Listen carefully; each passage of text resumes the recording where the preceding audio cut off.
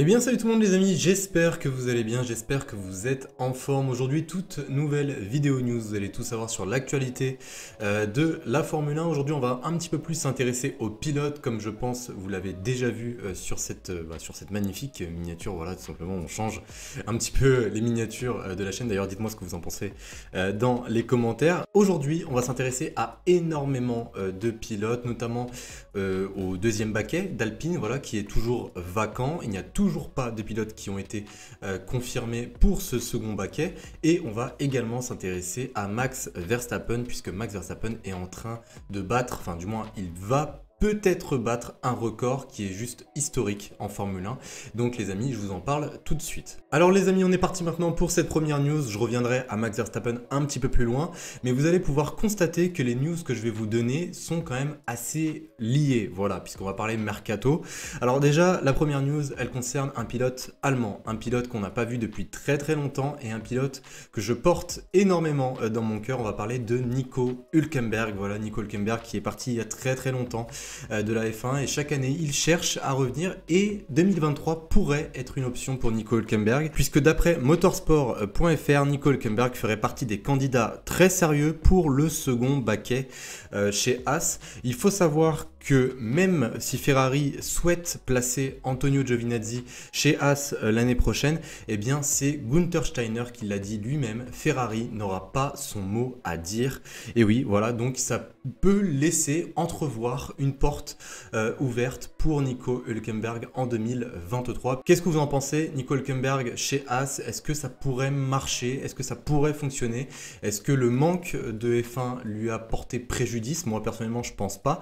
Après, là où je serais curieux de voir Nico Hülkenberg en Formule 1, c'est juste pour voir la relation entre lui et Kevin Magnussen. On sait très bien que ces deux-là se sont toujours adorés, donc voilà. Donc Nico Hülkenberg en F1 l'année prochaine, moi je suis totalement pour. Once again, most unsportive driver, suck my balls, yeah, they're really good, man. Keep doing so. Deuxième news, et cette fois-ci on va s'intéresser à un pilote de Formule 2, à un pilote tout juste titré en Formule 2. Voilà, on va parler de Felipe Drugovich, puisque le nouveau champion du monde de F2 a rejoint Aston Martin en tant que premier membre de leur programme de développement de pilotes. Donc du coup, le Brésilien va devenir l'un des pilotes de réserve pour Aston Martin et il participera d'ailleurs aux essais libres 1 à Abu Dhabi au volant de la AMR 22. Donc voilà, Felipe Drugovich, bon, bien évidemment, moi, personnellement, je trouve toujours que c'est dommage, voilà, qu'un pilote qui soit titré en F2 soit obligé d'être ou de devenir pilote réserve ou même partir dans d'autres catégories puisqu'il ne peut plus concourir en F2 puisque voilà, pour ceux qui ne le savent pas, quand on devient champion de F2, on ne peut plus défendre son titre, on ne peut plus reconcourir en F2, soit on passe en Formule 1, soit eh bien, on devient pilote de réserve ou on va chercher dans une autre catégorie comme l'a fait Felipe Drugovich. Donc voilà les amis, bon, vous me dites ce que vous en pensez comme d'habitude, moi personnellement je trouve que c'est bien, voilà, pour Felipe Drugovich.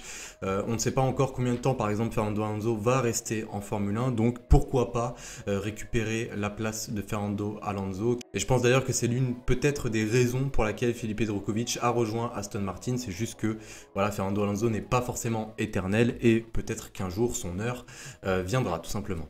Donc les amis, on en revient maintenant à Alpine, voilà, comme je vous en avais parlé en début de vidéo. Eh bien, selon Racing News, 4 pilotes participeront aux tests organisés par Alpine au Hungaroring. Voilà, Alpine organise des tests en Hongrie. Eh bien, 4 pilotes ont été convoqués.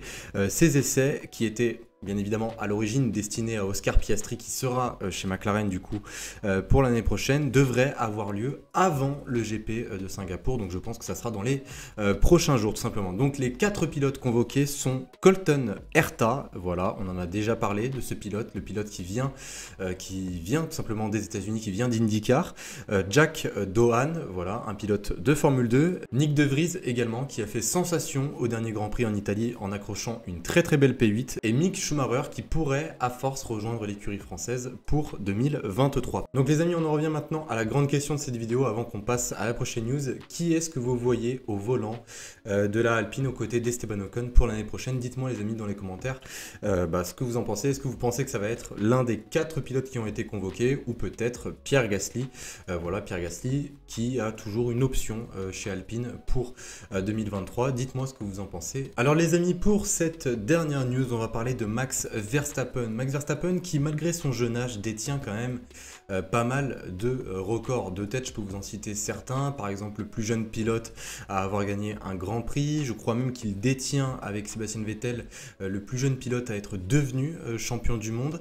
Donc voilà, Max Verstappen, c'est vraiment un homme de record et il est dans une forme qui est aujourd'hui incroyable. Il exerce une domination aujourd'hui dans le monde de la F1 qui ne peut pas passer inaperçue à la hauteur par exemple d'un Sébastien Vettel ou d'un Lewis Hamilton ou même d'un Michael Schumacher. Aujourd'hui, Max Verstappen peut aller chercher un nouveau record et pas des moindres puisqu'on parle du record de nombre de victoires en une saison. Un record qui est toujours d'ailleurs détenu par Sébastien Vettel et Michael Schumacher avec 13 victoires en une saison.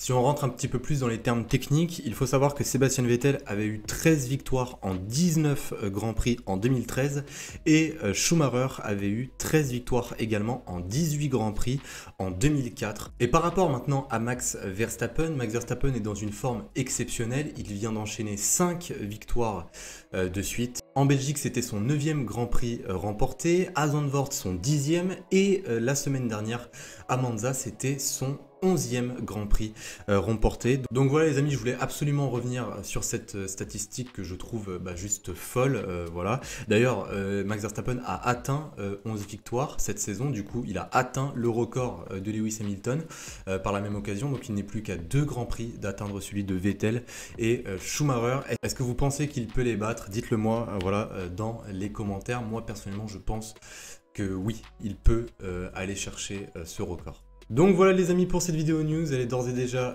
terminée, j'espère vraiment qu'elle vous aura plu. En tout cas n'oubliez pas le petit like, voilà, si vous avez aimé bien évidemment. N'oubliez pas également les amis de vous abonner, il y a de très grosses choses qui arrivent sur cette chaîne, dont un projet en particulier, mais ça j'y reviendrai un petit peu plus tard, je pense peut-être la semaine prochaine. Et sur ce les amis, je vous souhaite comme d'habitude une excellente journée, une excellente soirée, prenez soin de vous et je vous dis à la prochaine. Salut tout le monde.